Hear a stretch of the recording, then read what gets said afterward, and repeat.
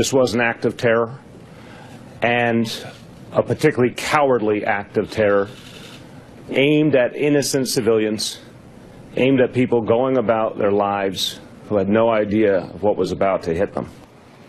New York Mayor Bill de Blasio today calling today's attack an act of terror. A few hours after it, the president wrote on Twitter, "We must not allow ISIS to return or enter our country after defeating them in the Middle East and elsewhere. Enough." Later this evening, the president followed up tweeting, "I've just ordered Homeland Security to step up our already extreme vetting program. Being politically correct is fine, but not for this." I want to bring in our panel. Malcolm Nance is a 35-year intelligence veteran, including with Special Operations and Homeland Security. Rukmini Callimachi is a foreign correspondent for the New York Times covering Islamic extremism. And Jeremy Bash is a former chief of staff at the CIA and the Pentagon. All three are MSNBC analysts, and I am grateful to you all for being here tonight on a complicated night when we've got a lot to dissect. Rukmini, let me start with you. These things are becoming familiar to us. Yes. We have specificity about how they go, and this one went the way they go, and in particular it went the way ISIS prescribes, has been prescribing in the last year or so that these attacks should go. Give me some of the details and how it compares to what we've seen. Sure. So for some time now, Al-Qaeda before ISIS and now ISIS has been calling for car attacks.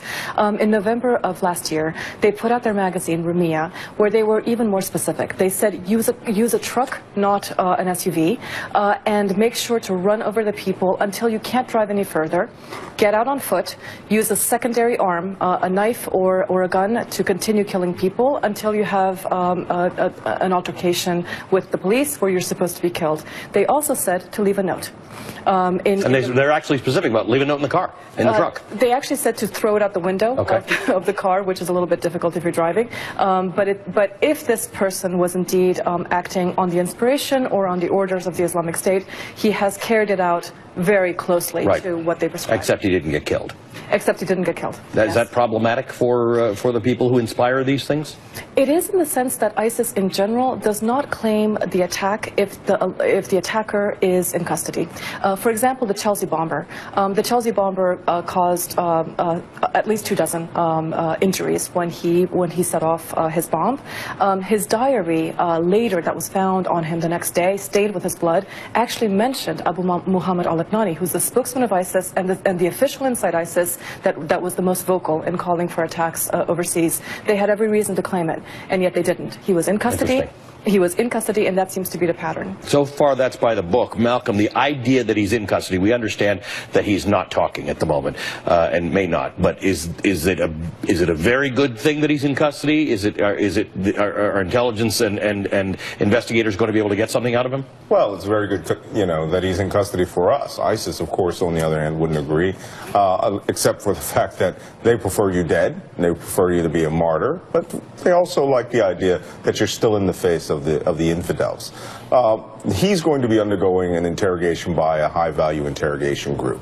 And they are going, we've already heard early on that he's not going to be getting his rights because this could be a case of continuing terrorism incident. So we don't know whether this was the first attack that was spontaneous. Obviously it was planned in some way. He came up here, he got a vehicle, came through the tunnel, carried out an attack, or whether this is going to be the first of a chain of attacks. And they're going to be trying to get as much information as possible out of him on his bed, on the hospital bed, to see whether he's the talkative type of jihadi, because we've had many of these people, people I've been around, they brag. And then you have, the closed up type of terrorist who won't say a word and will just smile. Imagine to be on a suicide watch, too, to make sure that he doesn't try and kill himself while he's in hospital. Well, I think that if there's any risk of that, it's that he will try to go and get a gun. I mean, the whole purpose of him carrying the air rifle, the paintball gun and the BB gun was to die as a martyr in the face of of what he considers his opposition. Some good police work today. Jeremy, let me ask you about the tweet that the president sent out about increasing the extreme vetting. We know this guy was a green card holder. He's been in the United States since 2010. We certainly don't have enough information on how he got in and what would have been on his application to get into the United States to know whether extreme vetting would have helped in this case. What do you make of this? Well, there already is extreme vetting for people who have lawful permanent resident status, green card status. And in fact, the president's travel ban would not apply to green card holders, and it would not apply to people from Uzbekistan. So I'm not sure what the president means. I think, frankly, he's just looking for a "I'm tough on terrorism" headline in the wake of this heartbreaking incident in Manhattan. But really the big question, I think, Allie, is whether or not this individual was tied in any way to a international terrorist cell. It appears, because he conducted a vehicular attack, that he has followed the model that we've seen in Europe and elsewhere, in Barcelona recently, obviously in London, in France as well, where he acts alone, maybe inspired by ISIS propaganda. But I don't think we necessarily can leap to that conclusion yet without running his travel records, running his credit card numbers, looking at his banking activity, looking at who he's been in communication with, looking at his email, his phone records, and figuring out his community there in New Jersey, and figuring out whether or not there was any connections between him and people who might have told him to do this. And WNBC spoke to people in Paterson, New Jersey, spoke to somebody who apparently knew something about him. Let's listen to what we know. He did not apparently go to the mosque around the corner very much. People here who are very faithful, who do go to the mosque, who talk about peace and love for the United States, say that they saw him maybe once or twice in the mosque that is just a few yards away from me. But they would see him in front of the building where he lives. It's a brick, small apartment building where he would socialize with several others. They believe they were all talking the language of Uzbekistan, which of course has its own language at this point. WNBC's Brian Thompson in Paterson, New Jersey. How do we process all this information? He's not, as Jeremy said, this is not a guy who came in recently. He's not a guy who would have been subject. He would have been vetted if he had a green card and would not have been subject to a travel ban. How do we make sense of this?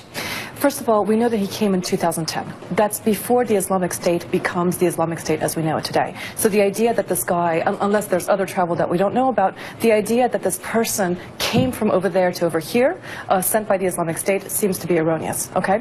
What we're looking at is somebody who, at least according to the facts that have been displayed to us tonight, was radicalized here. Now the question is, was he radicalized by himself, by going into ISIS Telegram channels that both Malcolm and I are also in, and just taking in the propaganda on his own? Or was there a digital connection with ISIS? Was he speaking to an ISIS handler? And more in the cases that we're seeing, including the case in Berlin, which is very similar to this one, where a truck was used to ram into people, what we are seeing is cyber coaching by the Islamic State. They are speaking to somebody who is in Libya, who is in Iraq, who is in Syria, who is possibly elsewhere, and who gives them ideas and helps them translate their ideology into an act of violence. And Malcolm, this is what we're going to have to, we've talked about this many times. Again, the three of us get stuck whenever there's one of these things, trying to make sense of things that are very hard to make sense of. But this is where these things are going. If there are people who are either radicalized because they were fighting overseas, or they're radicalizing themselves or getting the cyber coaching, it does take a different approach to try and combat this. Yeah, you're absolutely right. And what you're looking at is the future of ISIS and Al-Qaeda. I mean, Al-Qaeda still maintains itself as a covert organization operating in a terrorist, underground. ISIS, on the other hand, was this large expeditionary army that has just had their heart, Central Caliphate destroyed. And what they're doing is they're going to what I call the ghost jihad. You used an expression the other day when we were on TV together. It's like stepping on a ball of mercury. Stepping on a ball of mercury, which we saw in Iraq, when I was fighting in Iraq.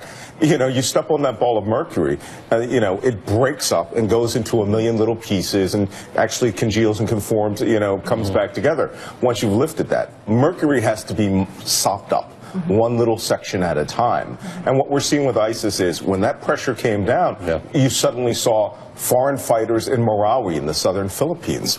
ISIS suddenly popping up in the Sahel, which was Al-Qaeda's terrain. Niger, for example, that 50-man ambush is technically unprecedented for them. When they got pushed out of Libya, that's where these guys went, and Boko Haram broke up. So all of these things are occurring, but they are also still doing that virtual command and control, as Rukmini said just a moment ago. It's really virtual case officering, right? we're handling you, we're going to give you ideas, we're going to inspire you. This could just be one person who's been tasked out to handle the eastern seaboard of the United States. But when you come into those, dark web chat rooms, these guys are looking for talent. And they don't care how amateur you are, Right. they will carry it out, whatever act out that you can carry out. Jeremy, to your point, and Malcolm and Rukmini and I have had this conversation so many times that they can't be making it up. This is not the kind of thing that the constant ongoing drumbeat of extreme vetting is going to solve. It is just more sophisticated than that. It is, and it requires a lot of careful work with our partners and allies overseas, because most of these individuals have some connection back to another country. We don't know if that's the case here yet. I think it remains to be seen. But we've seen that in the cases in Europe. And we need to actually upgrade their capabilities, their law enforcement, their intelligence capabilities. We have to train them. We have to do that all across North Africa and Europe and the Middle East. It's a huge challenge. And here at home, I would just end by saying we have to make sure that the cure is not worse than the disease. We don't want to live in Fortress America. We don't want to have barricades everywhere. We want Manhattan. We want our cities and our towns to be open and a place where people can stroll at night on a beautiful fall evening. Well, I will say this, that the police are doing their work in lower Manhattan, but New York is out. Making a point of the fact that it's Halloween and they're out, and that's what they do. Thank you to the three of you. My thanks to Malcolm Nance, Rukmini Callimachi, and Jeremy Bash. Still ahead. We're looking at live shots of the scene of that horrific attack in lower Manhattan this afternoon. We showed you earlier some of the president's response to the attack on Twitter. The White House later issued a more formal statement which reads, "Our thoughts and prayers are with the victims of today's terrorist attack in New York City and their families.